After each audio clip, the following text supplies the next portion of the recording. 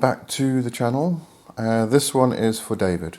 I'd just like to say thank you. The encouragement you give me is absolutely fantastic and incredible. And he's the one who actually requested this, that I do this video, so I'm going to do it. This one is about the black water that I spoke of previously. Now, the black water ritual, it's basically it's a very old Hebrew ritual. So it falls into Kabbalah, but it's one where it actually completely and utterly removes all energetic connections from you. So you kind of get a clean slate. Now, if you didn't catch my previous video about this where I mentioned it, it's the uncrossing, what is a crossed condition video. I'll just link that one, just in case you want to watch that. But the ritual itself, as I say, it disconnects every single energetic connection. So that's every single person you've met, every place you've been to, everything that creates an energetic connection with you. And through this energetic connection, what happens is you connect to them, they connect to you, and then power is passed between you. If you go into Toltec Warrior Path, Carlos Castaneda's works, you find the mention of recapitulation, which is a ritual you do daily. It's like a meditation, really, but you have to keep doing it because, you know, throughout the day you connect to people and to places and memories, and you collect memories and things like that. So the idea of recapitulation is that you disconnect all of those. So you give the power back to the person and you take your power back. And it's a practice it's a lifelong practice in the Toltec Warrior Path. But getting back to the Kabbalistic black water, as I say, after you've disconnected all of those energetic connections, then you start with a clean slate, and then you can actually reconnect with the people you want in your life. If there are negative people you don't want in your life, just don't contact them. But you might find that some people will feel that loss, that sudden shift in their energy, and they might reach out to you and try and contact you. So obviously, if you don't want them in your life anymore, don't return the call, or don't reply to the email, whatever it may be. So this ritual was given to me by Yacoba Swart some years back, and it was given to me as a standalone ritual, which I performed back then. Now, it is a bit of an obscure ritual. It's, from what I remember him telling me, it comes from an old Hebrew text that was lost for hundreds and hundreds of years. So until he discovered it and translated it and actually used it and gave the ritual to other people, he doesn't know of anybody who may have done it within the past few hundred years. Obviously somebody else could have discovered it as well and translated it and done the same thing, but he doesn't know of anybody else who has. So, as I say, it's a bit of an obscure ritual, but it's very effective, extremely effective. And since then, he wrote he's written 5 books now, I think, on Kabbalah. I think it's 5, could be 6. But his 4th book, the Book of Immediate Magic, Part 1, if you can get that, it's absolutely brilliant. But the ritual in the book actually forms just part of a very, very large ritual, which is to actually call your spirit guardians.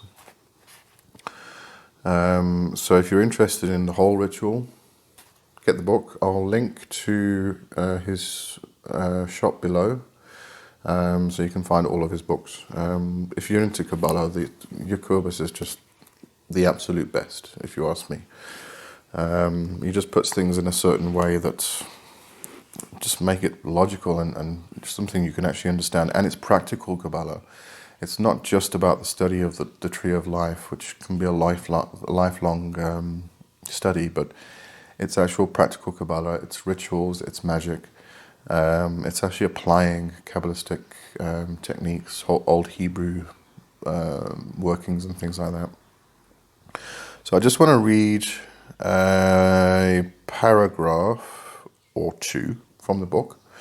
So if you're sitting comfortably, I will begin. I feel like I need a pipe and a glass of brandy or something. It's like a bedtime story. It should be noted that this YHVH work, sorry, I forgot to mention that the whole thing is part of a YHVH working. And then you call the spirit guardians, which are two huge big guardians that stand next to you.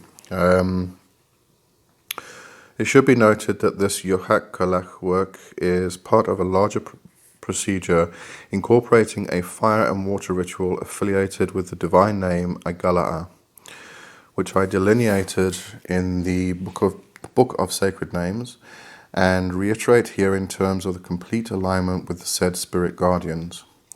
Thus, to facilitate this great alliance between yourself and the said spirit intelligences, you should commence with the cutting the ties that bind practice that I referenced in the mentioned tomb. Cutting the ties that bind, that's the black water ritual. At the time, I didn't know what it was called. I'm actually not sure it actually had a name at the time that I was given it. So he obviously found the name at some point. Cutting the ties that bind ritual. There you go. I noted the latter procedure is employed whenever necessary to shatter the baneful impact of the evil eye, and also worked once a year by some practitioners as part of the renewal activities at Rosh Hashanah, i.e. Jewish New Year. In the current instance, it is part of the task of clearing all, as it were, psychic bonds between the self-center and the circumference of greater existence around you, prior to establishing this said affiliation between yourself and the YHVH guardians. As mentioned elsewhere, in this instance the divine name is vocalized Agala'a, taking care to place a strong emphasis on the second syllable, that is the Ga.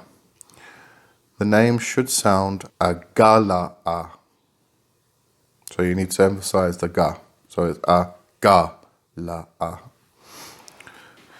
Okay, so let's actually get on to the ritual. You're going to need two bowls, quite large bowls actually.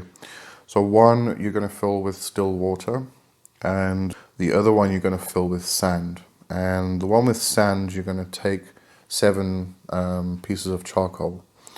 You know the little charcoal discs you get that you burn frankincense, resins and things on when you put in a censer and things like that.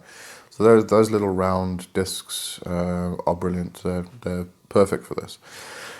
So you're going to have 2 bowls, one with water, one with sand, which you're going to burn 7 of these charcoal discs on.